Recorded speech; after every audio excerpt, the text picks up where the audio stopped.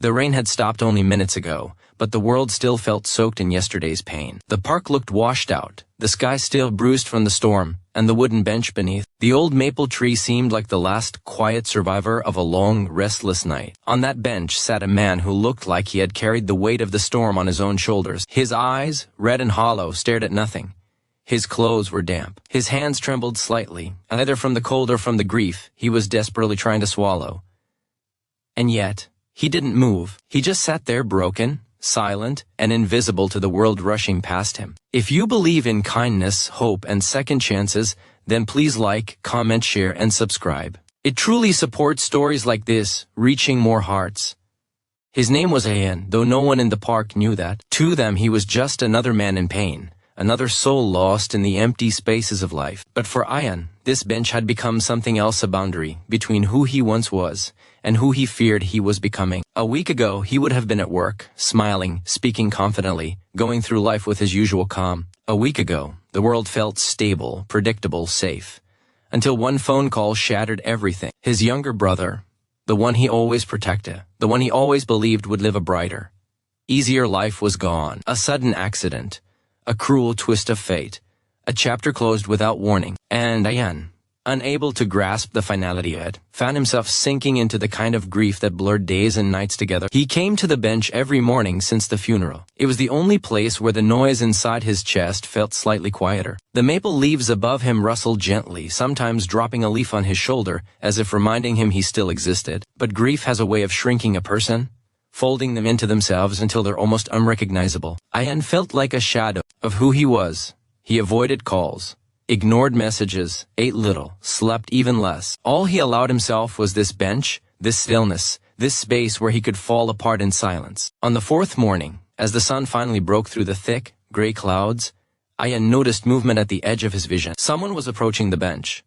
He tensed slightly, instinctively wishing to be left alone. But the figure who came closer didn't seem intrusive, just gentle and slow-paced. It was an elderly man, thin, with soft eyes that carried stories in them, stories that were heavy, but not harsh. He wore a knitted hat that seemed too warm for the weather, and he leaned slightly on a wooden cane polished by years of use. When he reached the bench, instead of asking or hesitating, he simply lowered himself onto the far end, leaving a respectful distance between them. Ayan didn't acknowledge him. He didn't intend to. But something about the stranger's quiet presence felt grounding. The man didn't pull out a phone, didn't sigh dramatically, didn't stare at Ayan the way others sometimes did. He simply sat there, breathing calmly, looking out at the small pond in front of them as if he belonged to the stillness itself. Minutes passed. Maybe 10. Maybe 20.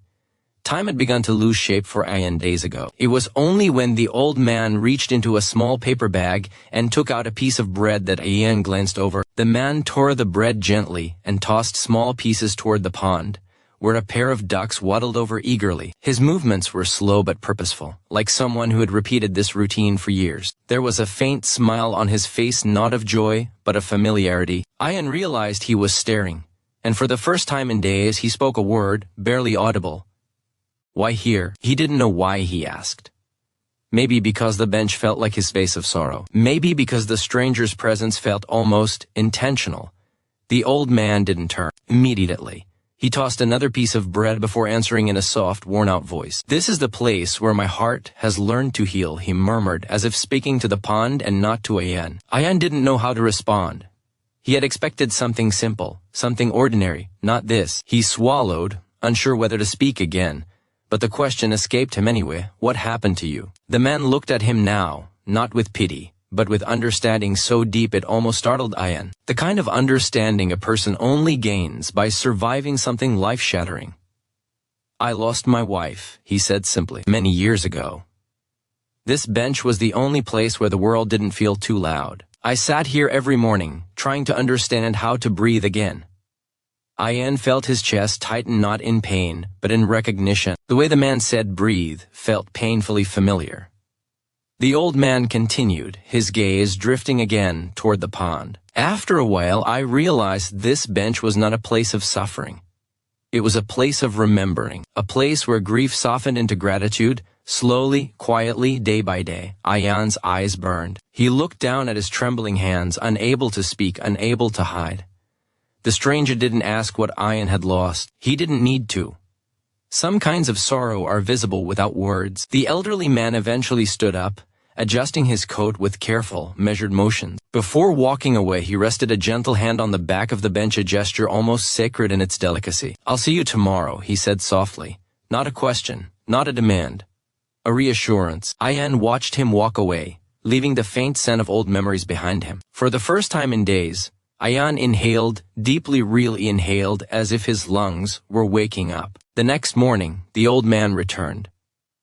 And the morning after that, and the next, they didn't speak much. Some days they exchanged only a few sentences, some days none at all. But Ayan found that silence with the stranger felt different from the silence alone. It felt shared. It felt safe. Little by little, the weight inside his chest became more bearable. One morning, after nearly a week of quiet companionship, the old man arrived carrying an extra cup of tea. He set it on the bench beside Ayan without a word. Ayan stared at it, the warmth rising in soft spirals, and something in him cracked open. Kindness, unexpected and undeserved, often does that. That morning, he finally spoke of his brother. He spoke in long pauses and trembling breaths. He spoke about their childhood, the dreams they shared, the plans they never finished. He spoke about the accident, the disbelief, the anger, the unbearable silence that followed. And the old man listened, not with the intention to respond or to fix anything, but with the kind of listening that makes a person feel seen. And when Ayan finally fell quiet, exhausted but relieved, the stranger placed a gentle hand on his shoulder. "Grief," he murmured, "is not a darkness we escape from. It is a shadow that follows love. Where there is deep grief, there was deep love, and love is never wasted." Ayan closed his eyes, letting those words settle into the hollow places inside him. Days turned to weeks. Ayan returned to work slowly, answered calls again, began to eat properly. But he still visited the bench every morning because it had become more than a place of sorrow. It had become a place of connection. And the stranger, whose name he eventually learned was Idris, became someone Ayan silently depended on. Idris shared stories of his wife, her laughter, her stubbornness, her love for flowers. Ayan shared memories of his brother, his jokes, his dreams, his warmth. They laughed sometimes, cried other times, but always they listened to each other. Their bond was not dramatic or loud. It was quiet, built from shared loss and unexpected kindness. And then one morning, as winter approached and the maple tree shed its last few leaves, Ayan arrived at the bench and found it empty. Idris wasn't there, nor the next day, nor the day after. Ayan asked the park caretaker if he had seen the elderly man. The caretaker nodded sadly. "He fell ill," he said, "hospitalized 2 days ago." Ayan felt a sudden heaviness in his chest, a cold panic, the fear of losing someone again. He rushed to the hospital, his heart pounding, his mind racing through every moment they had shared. When he finally found Idris, frail, pale, but smiling faintly at the sight of him, Ayan felt tears sting his eyes. Idris reached for his hand. "Ah, you came," he whispered. "Of course I came," Ayan said, his voice breaking. "You helped me breathe again. You sat with me when no one else did." Idris smiled, weak but warm. "And you helped me live the last part of my days with purpose again. We saved each other, you know." Ayan stayed with him for hours, holding his hand, listening to him breathe. And when the time came, peaceful, gentle, like a candle fading, Ayan didn't feel abandoned. He felt honored, because he had been there, truly there, for the last chapter of a man who saved him without ever asking anything in return. Weeks later, Ayan returned to the bench. The maple leaves had begun to bloom again. On the bench sat a small plaque installed by the park staff, in loving memory of Idris. A friend found on a bench, a heart that healed others even while broken. Ayan sat down slowly, touching the plaque with trembling fingers, and for the first time in a long time, he smiled not in joy, but in gratitude. If this story touched your heart even a little, please like, comment, share, and subscribe. Your support helps stories like this reach more people who may need hope today. Before you go, tell me in the comments, what part of the story moved you the most? And with the morning breeze brushing gently through the new leaves, Ayan closed his eyes, breathed deeply, and whispered, "Thank you, my friend."